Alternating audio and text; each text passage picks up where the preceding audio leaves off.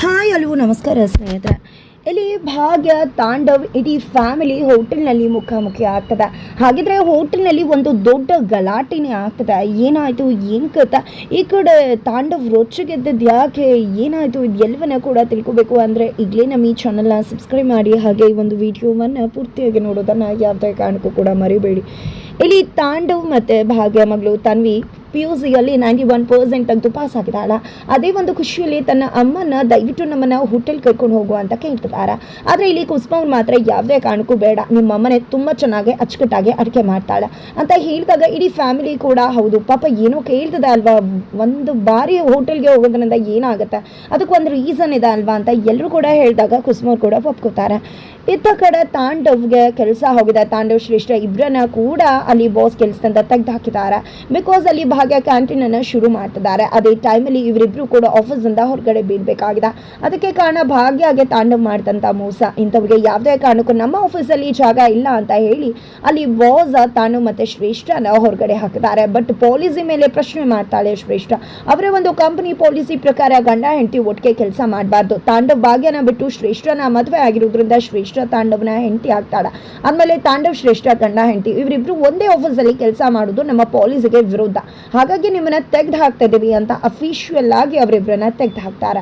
ಈ ಕಡೆ ತಾಂಡವ್ ಇದಕ್ಕೂ ಕೂಡ ಭಾಗ್ಯನೇ ಕಾರಣ, ಅವಳನ್ನಂತೂ ಯಾವುದೇ ಕಾರಣಕ್ಕೂ ಸುಮ್ಮನೆ ಬಿಡುವುದಿಲ್ಲ ಅಂತ ಹೇಳಿ ಕೆಂಡ ಕಾಡ್ತಿದ್ದಾರೆ. ಅದರ ನಡುವೆ ಈ ಕಡೆ ತಾಂಡವ್ ತನಗೇನು ಈ ಆಫೀಸ್ ಬಿಟ್ಟರೆ ಬೇರೆ ಆಫೀಸು ತುಂಬ ಆಫರ್ಸ್ ಇದೆ, ಅದರಲ್ಲಿ ಒಂದನ್ನು ಓಕೆ ಮಾಡಿದ್ರೆ ಆಯಿತು ಅಂತ ಅಂದ್ಕೊಂಡು ತುಂಬ ಆಟಿಟ್ಯೂಡ್ ತೋರಿಸ್ತಿದ್ದಾರೆ.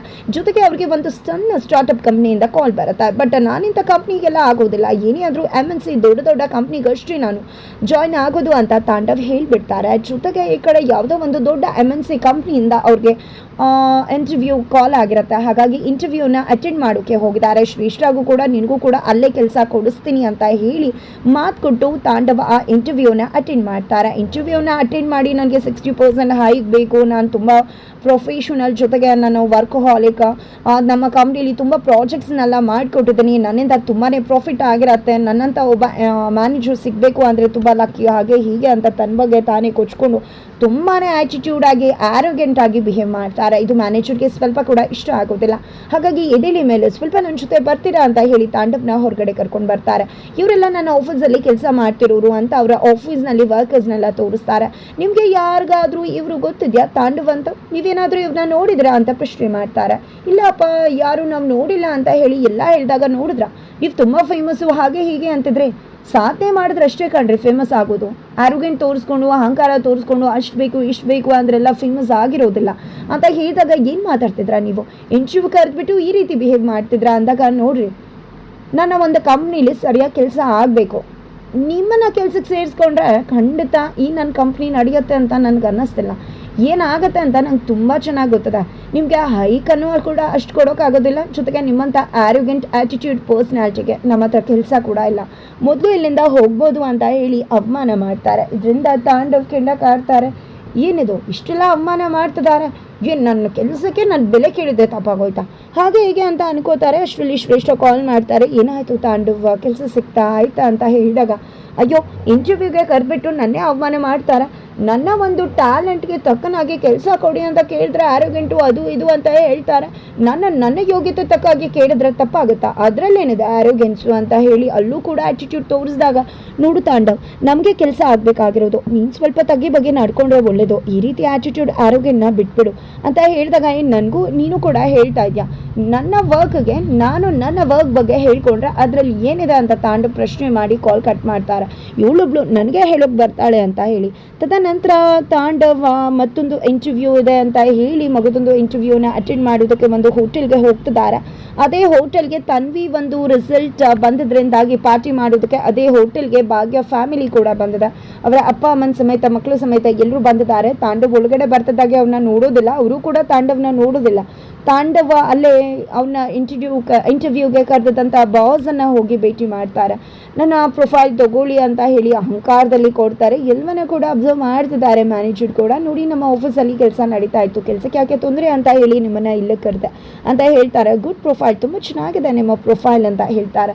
ಆದರೆ ಒಂದೇ ಪ್ರಾಬ್ಲಮ್, ತುಂಬ ಹೈ ಕೇಳ್ತಾ ಇದ್ದೀರಾ ಅಂದಾಗ, ಅವ್ವ ನನ್ನ ಟ್ಯಾಲೆಂಟ್ ಆದಮೇಲೆ ಹೈ ಕೇಳಲೇಬೇಕಲ್ವ, ಅಂತ ಹೇಳ್ತಿದ್ದಾರೆ. ನೀವಿಷ್ಟು ಅಂದಮೇಲೆ ನೀವು ಯಾಕೆ ಹಳೆ ಕಂಪ್ನಿಯಿಂದ ವಾಪಸ್ ಬಂದ್ರಿ ಅಂದಾಗ ಅವ್ರಿಗೆ ಒಂದು ರೀತಿ ಕೊಬ್ಬು ಅಹಂಕಾರ, ಅದಕ್ಕೋಸ್ಕರ ಅಂತ ತಾಂಡವ್ ಹೇಳ್ತಾರೆ. ನನ್ನ ಒಂದು ಟ್ಯಾಲೆಂಟ್ಗೆ ಇಷ್ಟೆಲ್ಲ ಹೈ ಕೊಡಲಿಲ್ಲ ಅಂದರೆ ಹೇಗೆ, ಖಂಡಿತ ನೀವು ಕೊಡಲೇಬೇಕಾಗತ್ತೆ ಅಂತ ಹೇಳಿದಾಗ, ಇಲ್ಲ ಸಾರಿ ನಮ್ಮ ಕಂಪ್ನಿಲಿ ಇಷ್ಟು ಹೈ ಕೊಡೋಕ್ಕಾಗೋದಿಲ್ಲ ಅಂದಾಗ ನೀವು ಮೊದಲೇ ಪ್ರೊಫೈಲ್ ನೋಡಿ ಹೈ ಕೊಡೋಕ್ಕಾಗಲ್ಲ ಅಂದಮೇಲೆ ಯಾಕ್ರಿ ನನ್ನ ಇಂಟರ್ವ್ಯೂ ಕರೆದ್ರಿ ಅಂತ ಹೇಳಿ ತಾಂಡವ್ ಜೋರು ಮಾಡಿ ಮಾತಾಡ್ತಿದ್ರೆ ನೋಡಿ, ಹೈಕ್ ಅನ್ನೋದು ಪಕ್ಕಕ್ಕೆ ಇಟ್ಬಿಡಿ, ಆದರೆ ನಿಮ್ಮ ಆರೋಗ್ಯನ್ಸು ಆ್ಯಟಿಟ್ಯೂಡ್ ಇದೆಯಲ್ಲ ಇಂಥವ್ರಿಗೆ ನಮ್ಮ ಕಂಪ್ನಿಲಿ ಕೆಲಸ ಇಲ್ಲ ಅಂತ ಹೇಳಿಬಿಡ್ತಾರೆ.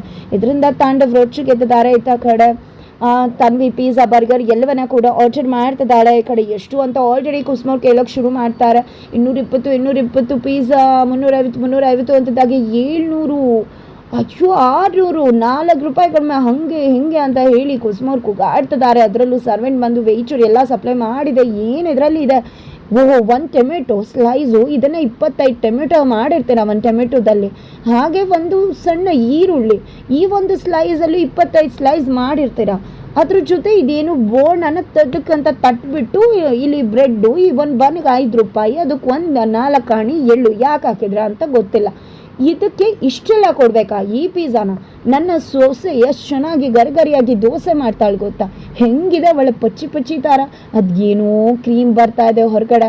ನಮ್ಮ ಮನೆ ಹತ್ರ ಇರೋ ಹೋಟೆಲ್ನವನು ನಮ್ಮ ಇಡೀ ಮನೆಗೆ ದೋಸೆ ಮಾಡಿಕೊಡ್ತಾನೆ ದುಡ್ಡಲ್ಲಿ ಅಂತ ಹೇಳಿ ಮಾತಾಡ್ತಿದ್ದಾರೆ. ಈ ಕಡೆ ಮ್ಯಾನೇಜರ್ನ ಕೂಡ ಕರಿ, ಹೇಗೆ ನಾನು ಅವ್ರ ಗ್ರಾಚಾರ ಬಿಡಿಸ್ತೀನಿ ಅಂತ ಹೇಳಿ ಮ್ಯಾನೇಜರ್ನ ಕರೀತಾರೆ. ಏನಾಯಿತು ಮೇಡಮ್, ಏನು ನಿಮ್ಮ ಮೊದಲೇ ಪೇ ಮಾಡಿ ದುಡ್ಡು ನೋಡ್ಬಿರ್ಬೇಕಿರ್ತಲ್ವ, ಅದನ್ನು ಬಿಟ್ಟು ನಿಮ್ಮ ತಪ್ಪಿಟ್ಕೊಂಡು ನಮ್ಗೆ ಯಾಕೆ ಅಂತಿದ್ದೀರಾ ಅಂತ ಹೇಳಿದಾಗ, ನಾನೆಲ್ಲ ಆರ್ಡರ್ ಮಾಡಿದ್ದು ನನ್ನ ಮೊಮ್ಮಗಳು ಅಂತ ಹೇಳ್ತಾರೆ.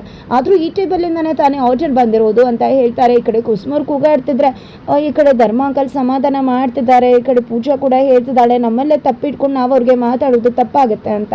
ಈ ಕಡೆ ಭಾಗ್ಯ ಕೂಡ ಹೌದು ಅತ್ತ, ಏನೋ ಒಂದಿನ ಅಲ್ವಾ, ದಯವಿಟ್ಟು ಸುಮ್ಮನಿರಿ ಅತ್ತ, ಅದರಲ್ಲಿ ಏನದ ಪಾಪ ಇಷ್ಟಪಟ್ಟಿದ್ದಾಳೆ, ಸುಮ್ಮನೆ ಇದ್ಬಿಡಿ ಅತ್ತ, ಇದೆಲ್ಲ ಇಷ್ಟೇ ರೈಟು, ನಾವು ಮೊದಲೇ ನೋಡಿದ್ವಿ ಅಲ್ವಾ, ಇಷ್ಟೇ ರೈಟ್ ಅಂತ ಗೊತ್ತಿದ್ದ ಆರ್ಡರ್ ಮಾಡಿದಲ್ವ ಅಂತ ಭಾಗ್ಯ ಕೂಡ ಹೇಳ್ತಿದ್ದಾರೆ. ನಂತರ ಧರ್ಮ ಅಂಕಲ್ ಮ್ಯಾನೇಜರ್ಗೆ ಅವ್ರಿಗೇನೋ ಗೊತ್ತಾಗದೆ ಒಂದು ಮಿಸ್ಕಮ್ಯುನಿಕೇಷನ್ ಆಗಿ ರೀತಿ ಆಗಿಬಿಟ್ಟಿದೆ, ದಯವಿಟ್ಟು ಕ್ಷಮಿಸ್ಬಿಡಿ ನಮ್ಮನ್ನು, ನೀವು ಇಲ್ಲಿಂದ ಹೊರಡಿ ಅಂತ ಹೇಳ್ತಾರೆ. ತದನಂತರ ಈ ಕಡೆ ತನ್ವಿಯಿಂದನೇ ಇಷ್ಟೆಲ್ಲ ಆಗಿದ್ದು ಅಂತ ಅಜ್ಜಿ ತನ್ವಿನ ಬೈತಿದ್ರೆ, ಹೌದೌದು ತಾವೆಲ್ಲ ಮಾಡಿ ನನ್ನನ್ನು ಬೈತಾರೆ ಅಂತ ಅನ್ಕೊಂಡು ಆ ಕಡೆ ಟರ್ನ್ ಆಗ್ತಾಳೆ. ಅಪ್ಪನ ನೋಡ್ಬಿಡ್ತಾಳೆ, ಅಯ್ಯೋ ಪಪ್ಪ ಇಲ್ಲಿ ಅಂತದ್ದಾಗೆ ಇಡೀ ಮನೆಯವ್ರು ಎಲ್ಲರೂ ಕೂಡ ತಾಂಡವ್ ಕಡೆ ನೋಡ್ತಿದ್ದಾರೆ. ಆ ಕಡೆ ತಾಂಡವ್ಗೆ ಅವಮಾನ ಆಗ್ತದೆ, ಮ್ಯಾನೇಜರ್ ಅವಮಾನ ಮಾಡ್ತಿದ್ದಾರೆ, ತಾಂಡವ್ ಕೂಗಾಡ್ತಿದ್ದಾರೆ.